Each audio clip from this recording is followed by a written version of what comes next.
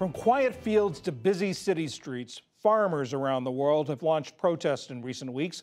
They're demanding relief from what they say is a crisis. Ali Rogan reports on what's driving these protests and what it means for food supply and climate policies.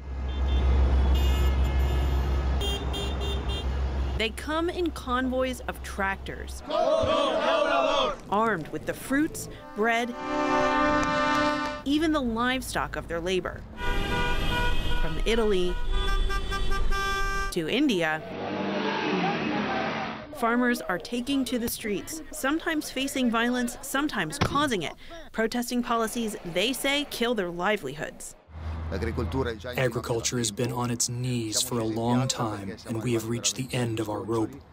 In fact, farmers in dozens of countries on 6 continents have been staging protests since 2021. This year, most protests have been in European countries and India.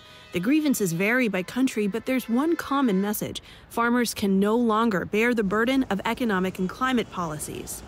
There's a sense of a rupture in the social contract between farmers and their governments. Danielle Resnick is a senior research fellow at the International Food Policy Research Institute. In the EU, it's a sense that farmers are being forced to unfairly bear the burden of a lot of the EU regulations to meet climate emission targets. In India, there's a sense that farmers are overburdened. They're worried about various shocks, including climate shocks, and they want some type of social protection. In Europe, those regulations include limits on pesticides and the amount of land they can harvest annually. Farmers there also worry about competition from abroad and Ukraine, which has temporary tariff-free access to EU markets. Stop zbożu z Ukrainy. Stop grain from Ukraine.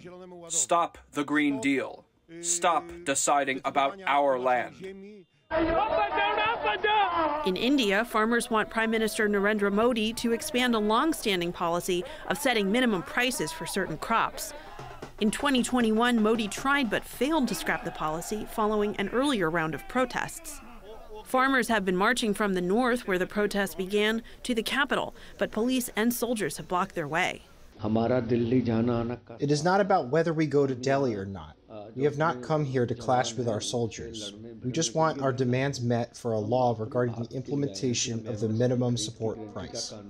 Experts say the protests are politically timed. Both the Indian and European Parliament elections are set for this spring. I think farmers' unions are being politically savvy in some ways and trying to get their issues on the top of the political agenda. Even though we think of them as kind of small-scale farmers, they are pretty politically powerful. And ahead of the votes, leaders seem to be listening to the farmers. France scrapped a plan to end tax breaks for tractor diesel. And the EU abandoned a plan to reduce pesticide use and postponed a deadline for farmers to leave some land fallow to improve biodiversity. It also omitted farmers from a recommendation to reduce greenhouse gases by 90% by 2040. Farmers need a worthwhile business case for nature-enhancing measures. Perhaps we have not made that case convincingly. But many stakeholders, like some European moderates and environmentalists, believe politicians are caving to farmers to prevent them from deepening alliances with far-right groups who've taken up their cause.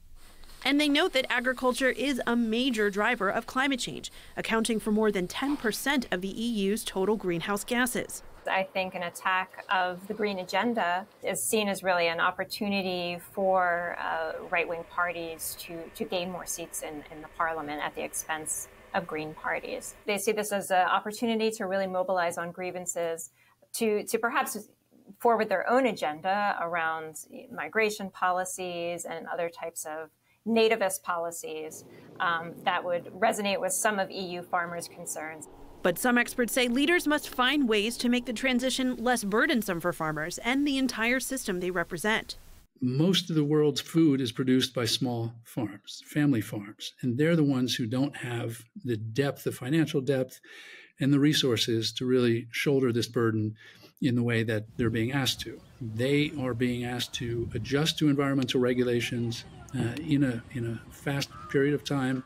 Chris Hagedorn is a professor of global food politics at Sciences Po in Paris. This is where governments can step in and start spending money differently to address the cost, not only to these farmers, but the cost that we're seeing from environmental damage, climate change, temperature increases, violent weather increases.